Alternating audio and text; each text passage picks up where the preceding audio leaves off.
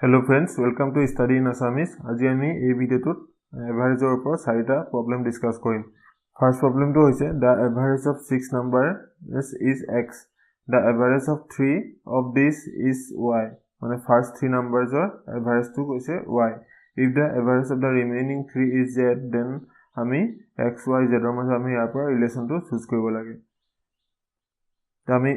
Average কেনেকৈ উলিয়াম ছটা সংখ্যাৰ আমি পন্তে কি কৰিম ছটা সংখ্যাৰ sum of 6 numbers divided by number of observation আমাৰ ছটা সংখ্যা আমি এভাৰেজ লৈছো গতিকে আমি 6 এ ডিভাইড কৰিম is equal to কি বুলি কৈছে ছটা সংখ্যা এভাৰেজ x গতিকে আমি sum of 6 numbers কি পালো 6x পালো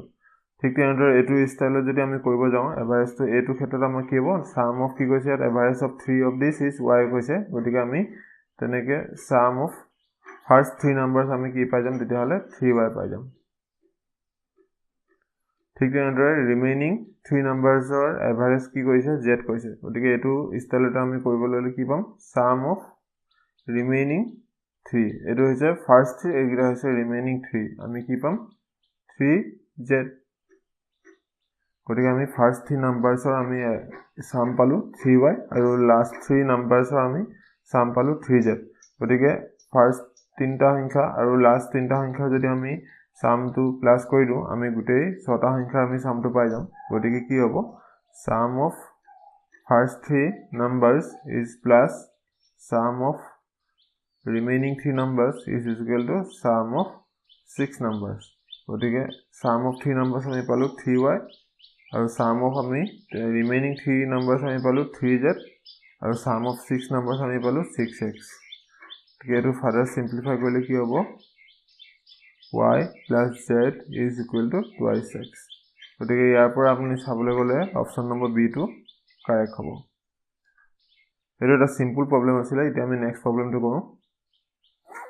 এই দুই নম্বৰ প্ৰবলেমটো কৈছে a motorist travels to a place 150 km away at an average speed of 50 km per hour and returns at 30 km per hour. His average speed for the whole journey in km per hour is কোনটো option আমি শুদ্ধটো উলিয়াব লাগে ইয়াৰ পৰা এভাৰেজৰ part 1 ভিডিওটোত মই কৈছিলো যদি এজন মানুহে সেম ডিসটেন্স যদি দুটা বেলেগ বেলেগ স্পিডত যদি তেওঁ কভাৰ কৰে তেন্তে তেওঁ এভাৰেজ স্পিডটো আমি কেনেকৈ সহজ উলিয়াব পাৰো এতিয়া ধৰক এজন মানুহে যদি এটা যিকোনো এটা সেম ডিসটেন্স যদি তেওঁ প্ৰথমতে ধৰক x কিলোমিটাৰ পাৰ আৱাৰত কভাৰ কৰিলে আৰু নেক্সট তেওঁ y কিলোমিটাৰ per hour তেওঁ গল গতিকে তেওঁ এভাৰেজ স্পিডটো আমি উলিয়াবলৈ আমি কি কৰো 2 * xy divided by x + y কৰো এটো আমি কেনেকৈ ইভালুৱেট কৰিছিলো এটো আপোনালোকে পাৰ্ট 1 ভিডিওটো চালে গম পাই যাব এতিয়া ইয়াত আমাৰ স্পিড দিছে এটা দিছে 50 km per hour আৰু এটা দিছে 30 km per hour গতিকে এভাৰেজ স্পিডটো এই ফৰ্মুলাটো মতে আমি কি কৰিম 2 *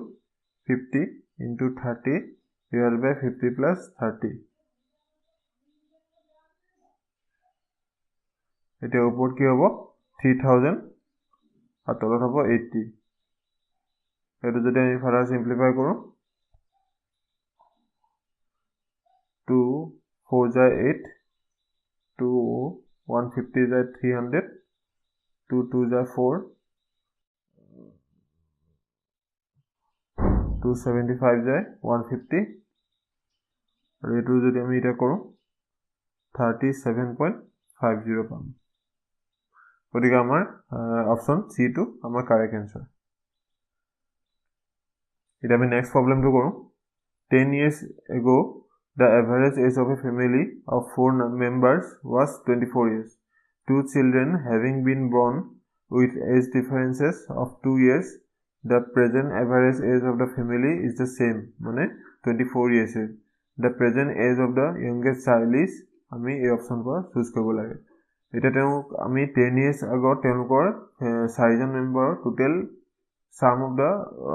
ages of 4 members কিমান আছিল 10 years আগত হেতু উলিয়ালো তাৰ কাৰণে কি কৰিম sum of ages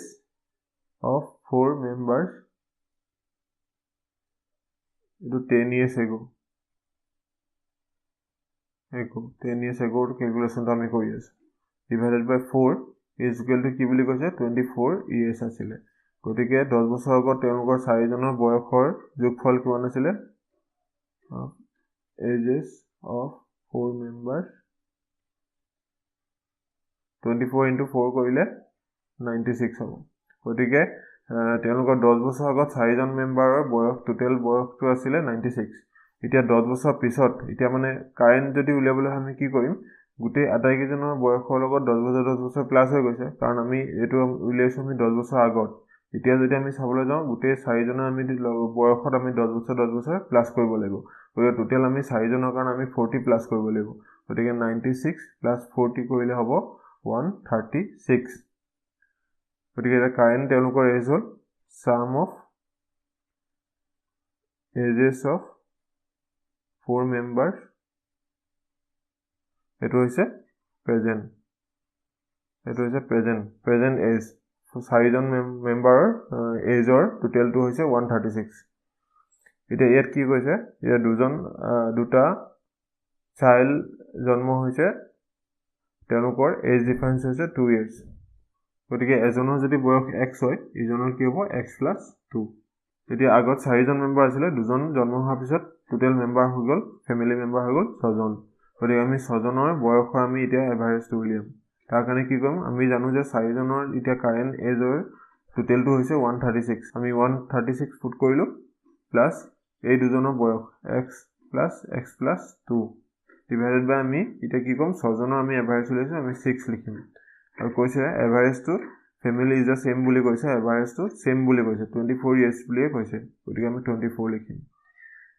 136 plus 2x plus 2 is equal to 144 এটা হ'ব 2x 144 minus 138 হ'ব is equal to 8 is equal to 6 2x is equal to 6 গতিকে x is equal to 3 এতিয়া আমাক কি কৈছে the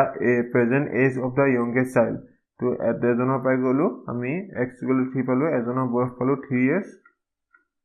আৰু এজনৰ পালো 3 + 2 is equal to 5 years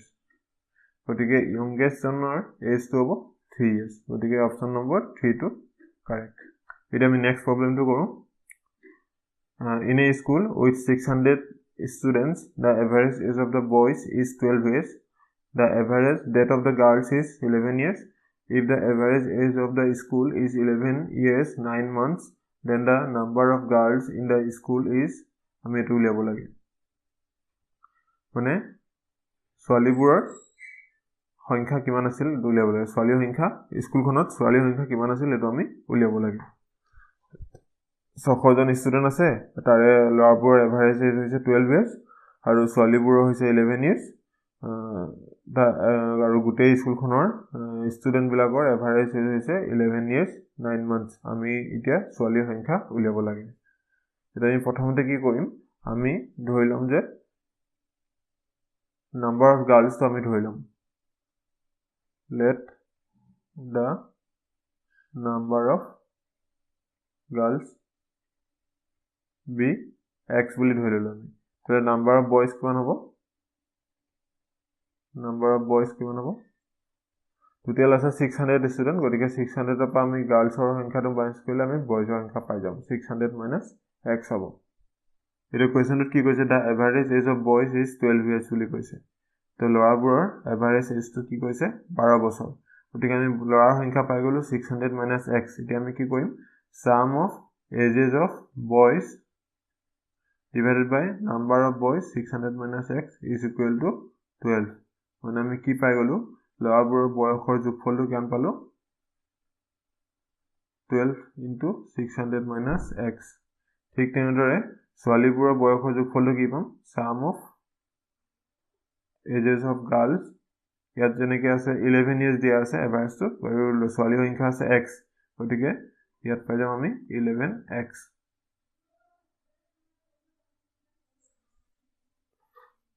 গতিকে আমি ল'ৰাৰ বয়সৰ যোগফল পালো 12 into 600 - x আৰু ছোৱালীৰ বয়সৰ যোগফল পালো 11x এতিয়া আমাক কি কৈছে the average age of the school গোটেই স্কুলখনৰ এভাৰেজ এজটো কৈছে 11 years 9 months গতিকে আমি গোটেই স্কুলখনৰ এভাৰেজ এজটো উলিয়াবলৈ কি কৰিম টোটেল ষ্টুডেণ্টৰ বয়সৰ যোগফল আমি জানো যে বয়জ বিলাকৰ বয়সৰ যোগফল হৈছে 12 into 6 minus x plus আৰু ছোৱালী বিলাকৰ বয়সৰ যোগফল 11x এটা আমি এটো কাৰণে কৰিছো কাৰণ ছোৱালীৰ টোটেল বয়সটোৰ লগত ল'ৰাৰ টোটেল বয়সটোৰ যোগ দিলে আমি গোটেই স্কুলখনৰ ষ্টুডেণ্টৰ টোটেল বয়সটো পাই যাম গতিকে এটো আমি এটো কাৰণে আমি এনেকৈ লিখিছো আৰু টোটেল স্কুলখনৰ ষ্টুডেণ্ট কিমান আছিল 600 আৰু এভাৰেজ এজটো কেম কৈছে 11 years 9 months 11 years 9 months এটা আমি কি বুলি লিখিব পাৰো yearsত কনভাৰ্ট কৰিলে কি হ'ব 9/12 বা আৰু অলপ আমি শৰ্ট ফৰ্মত যদি লিখো 11 3/4 11 is to 3/4 এটা আমি ফাৰ্দাৰ সিম্পলিফাই কৰিলে এটো কি পাম 7200 minus 12x is plus 11x 11 is to 3/4 into 600 এটো ফাৰ্দাৰ সিম্পলিফাই কৰিলে 44 47 হ'ব ওপৰত আৰু তলত হ'ব 4 600 4 গুণ 4 4 5 গুণ 20 এটো কৰিলে কি হ'ব সিম্পলিফাই কৰিলে কি হ'ব 47 15